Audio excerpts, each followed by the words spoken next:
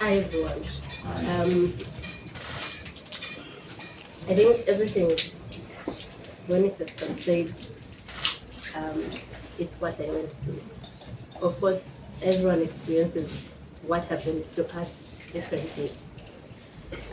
So I will just focus on a few things that I thought about during that time.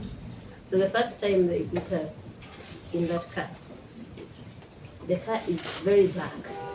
They thought it important to add a blindfold. It's very tinted, very dark.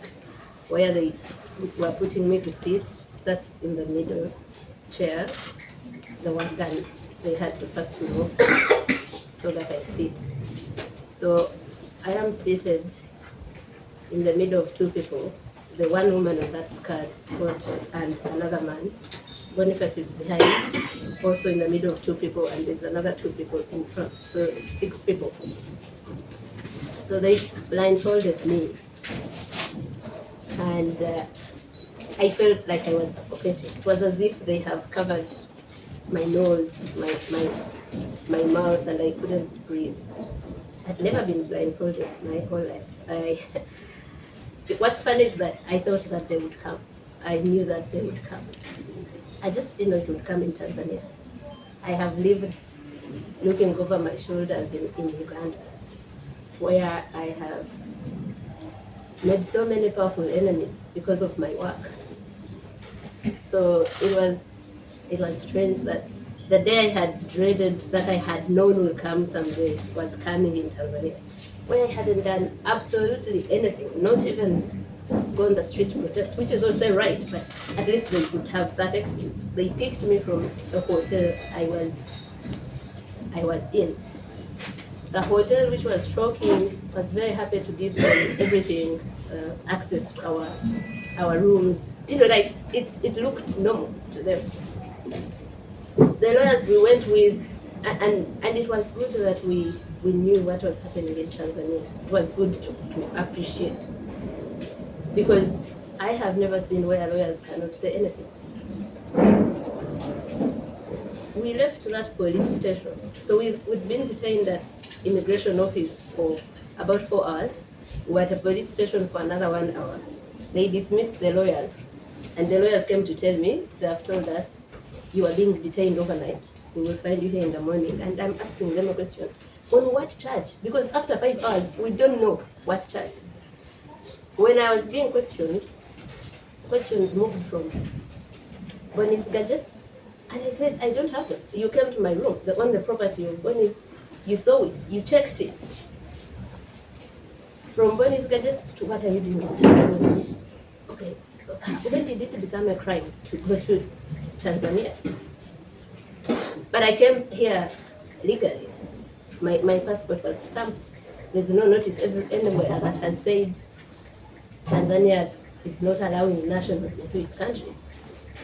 Why were you at Tundu Lissu's trial? 1, I know Tundu Lissu. 2, I am a journalist. Part of your job is to be at a trial. 3, it was a public trial. I wasn't the only one there. It was a full court. How is it possible that I'm the only one here being questioned about that? Why didn't you bring everyone who was there? And many were evidently not Tanzanians. They were whites. Tundu Lissu's legal team introduced diplomats that were there, and us that had come from East Africa to observe the trial. Then it became, so they are going through my passport. They had taken it from me, and they are being angered by my passport having so many visas. So that's where this whole narrative of whites have sent you to disorganized us came from. Why do you have so many visas? How do you travel to all these countries? Where do you guys make your money? I should be an activist too if it makes you guys live such a life. And so at some point I asked them, may I be told what issue you have brought me here to address? Because it was moving from all over the place, and I think what Boniface didn't tell is that because they are used to not being challenged, questioned, or even answered, so they found 2 people and they called us arrogant. But it was confidence of, I haven't committed any crime. I know my rights. I haven't broken any law. So every time you're asking me a question, I am going to answer. And there are questions they would ask, and I'll say, but how is this question related to why I'm here? Do you have children? I said, what have my children got to do with this? And like Bonnie said, so we are being questioned by so many people. That room had, I think the room at the immigration office had around 7 people. All of them, every time I say something, they jeer with so much anger. It was as if we had done something very personal to them. So up to the point where we go to the police station. And this is something I've wanted to emphasize. So I come from a country that is also very dictatorial, full of impunity, but I never thought that one day I'll found a country that is worse, a government that is worse. So my shock was that we are in the hands of public officials. They picked us from the hotel.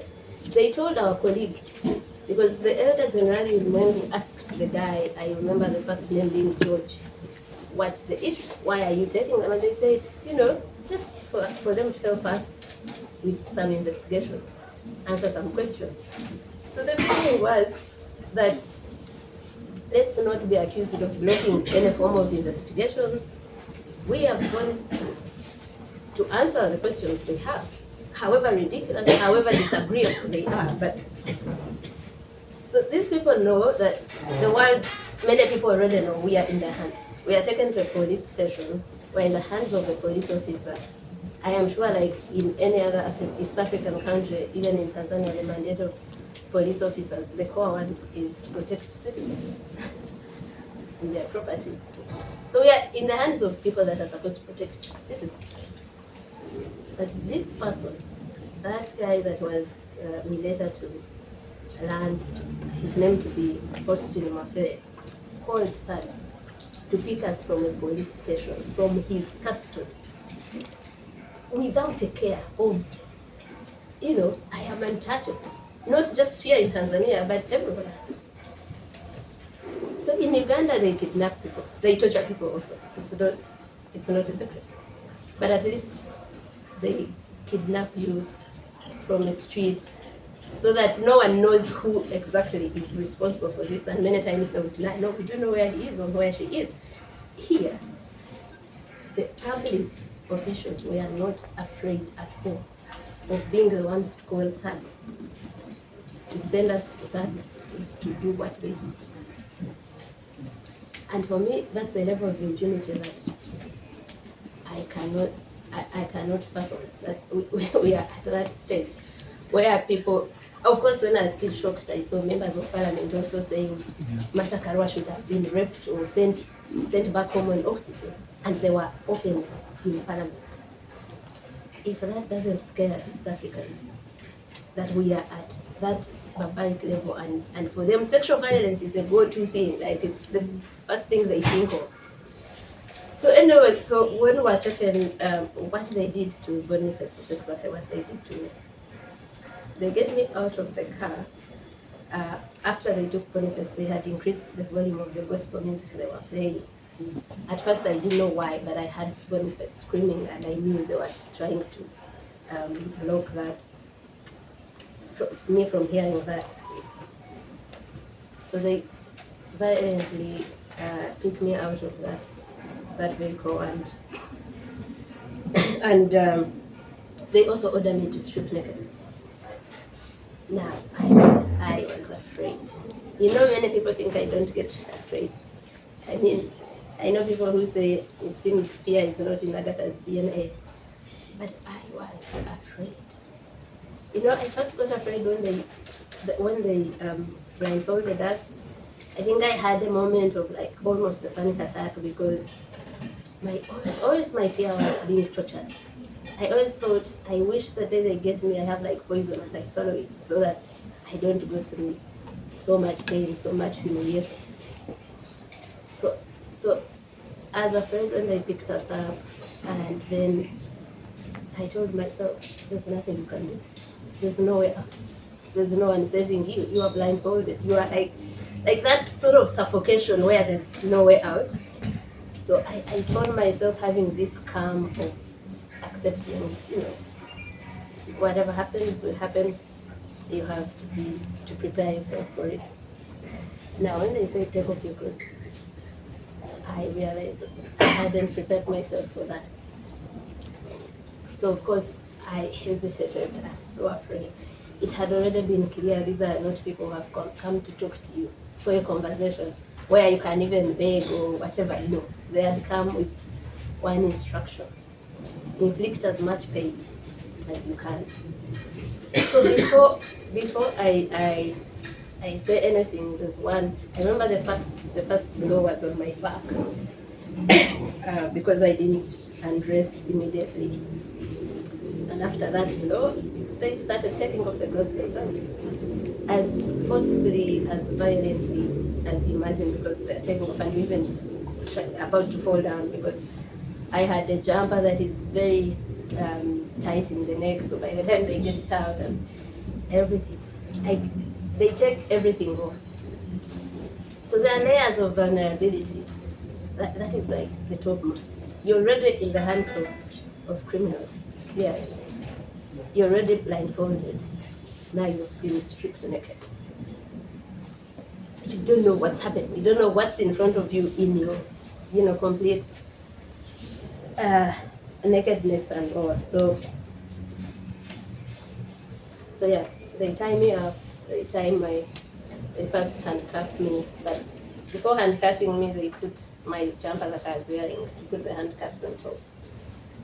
But still, it still left marks anyway.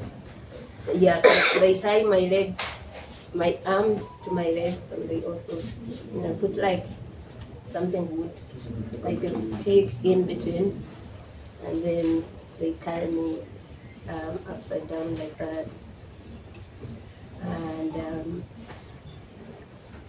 the rest is everything they need to bring forth.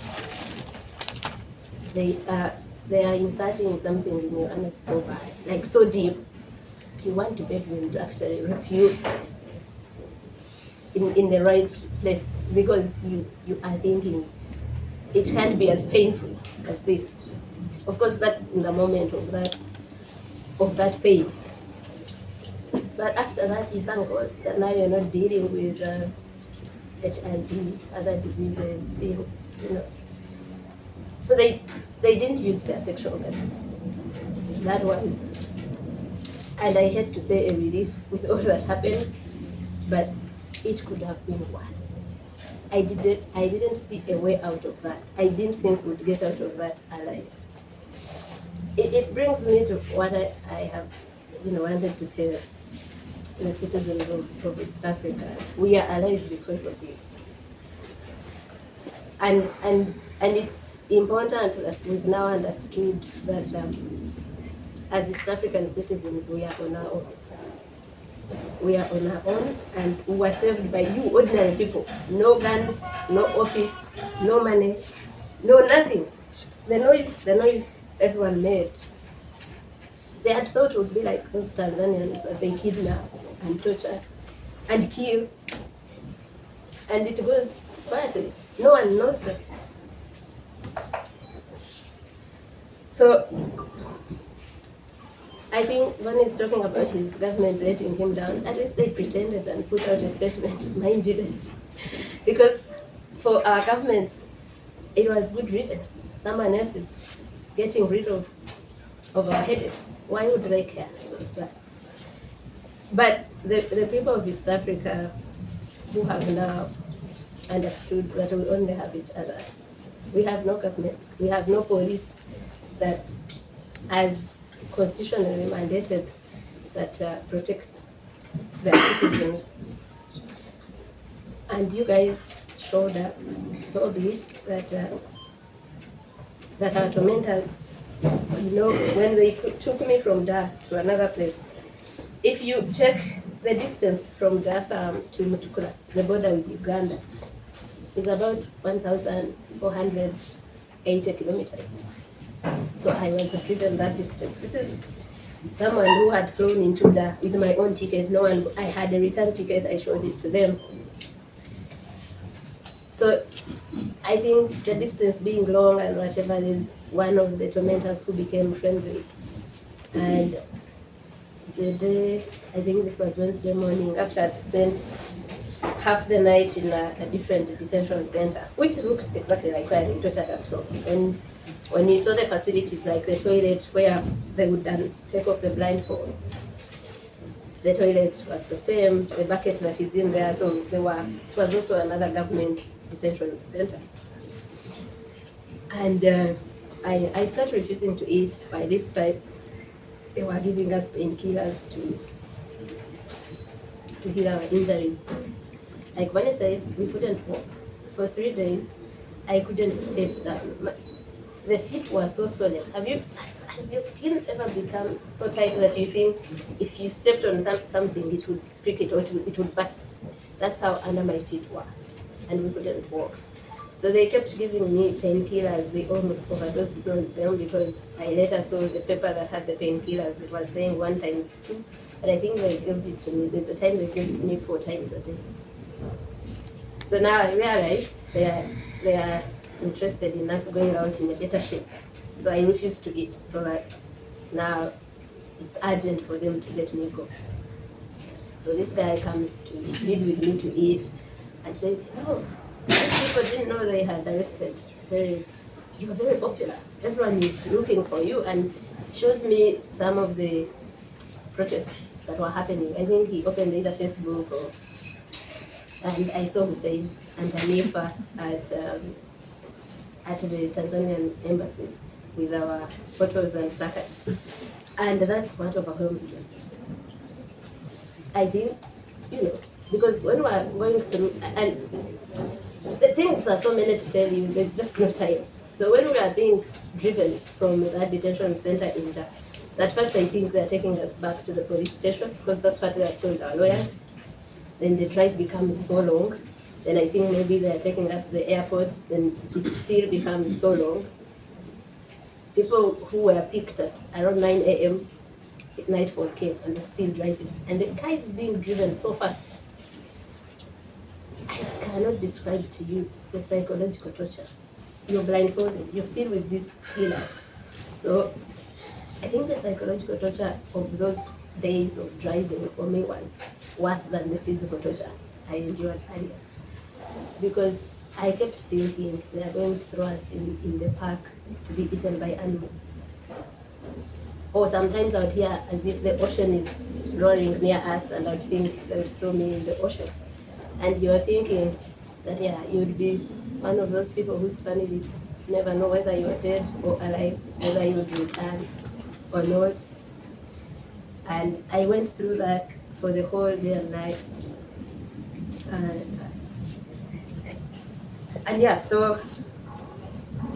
So was saved by ordinary people, and it's from ordinary us East Africans that justice will come. I think when everyone would ask, can we help you with something, do you need something, especially those that are powerful, the diplomatic community, I found so many messages on my phone from some of them in Uganda, and I would say, the only thing I want is justice. It's what kept me going in that situation. I was feeling so much pain, and that whole night I asked, what did we do to deserve this? What's the point to this pain?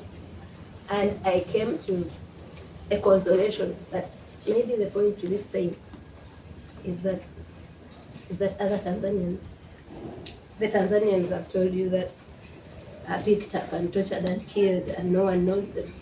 It's that they get justice. It's that no one else, not a Tanzanian, not an East African, has to go through that. Is that impunity is somehow checked, somehow. And I thought, Boniface and I both have a name and a profile and platforms that, how many people can call journalists and you fill up a room like this? How many ordinary Tanzanians can do that? So in that moment, I thought that maybe it had to take our pain for the world to know what an ordinary Tanzanian is going through. And for me, that gave me some hope in that moment. That even if I died, it would probably not be in vain, because the facade of Tanzania is peaceful. of it has a female president who is phenomenal, finally goes off. And so if it goes off, but people that have the power to hold these accountable do not, like we know they won't, because for our governments, it is collaboration in that dictatorship, in that tyranny. It has been for a while. It has been, we have known that for a while. When Ugandans are kidnapped from Kenya, when a Tanzanian is almost kidnapped from Kenya. So it becomes that we are the ones that will do that. And of course, Kenyans are already doing a good job by publishing all those people's names, phones, pictures. So we have to use the little power we have to make sure that guy Mafere, who thought he does not only own Tanzania but the whole world, because I am later told of how the Tanganyika Law Society president calls him asking about us, and he says, we will do whatever we want with them and there's nothing you or anyone else can do. He told that to the Tanganyika Law Society president. So we need to find a way of getting justice in one way or the other. And yeah, so I think mainly that for me, I am grateful. I look at the silver lining in every dark place, and there was that we are all now tormenting them. When I became a journalist, my first editor told me that the role of a journalist is to afflict the comfortable. So they've been comfortable in their impunity, and we'll have to find ways of afflicting them. We won't find justice in Tanzania, because this was a state doing that, and it's the state that is supposed to get us that justice, but we'll have to find justice somehow. I will end by saying that I don't even care about the people that inflicted pain on us. I'm not angry with them. I am so angry with the people that made that order. Even if we never identify those that actually inflicted pain, but we get the ones that had the responsibility. If I have committed a crime, charge me for it. In that moment, I thought we were dealing with probably overzealous officers, and the president didn't know what had happened. But I come out and I'm told about a statement she gave. So you are condoning torture. You are a president. So you're sort of saying, oh, they came to destabilize us. They came to cause chaos. So, okay, if you think that's a crime, take me to court, let me be charged, let me be in prison. You can't be a whole head of state, a whole president, and you're going to very shamelessly, publicly condone torture, sexual violence. I'm going to stop there. And I thank you very much again. I hope all the citizens from Kenya are watching, all the citizens from Uganda and Tanzania. Tanzania also, a few people beat the fear and spoke about our disappearance and our ordeal. So I thank you all, and yes, thank you for your time. And I think the other thing, the backlash from our arrest, some people had to flee the country. So we have some people who are Tanzanians and were like our host in the country. They've been forced to flee the country because they've been looked for. And our heart goes to them. I think there's a statement that's supposed to be read, and then we can do a Q&A once the statement is read. So you can do the Q&A, and then we'll maybe come to vote.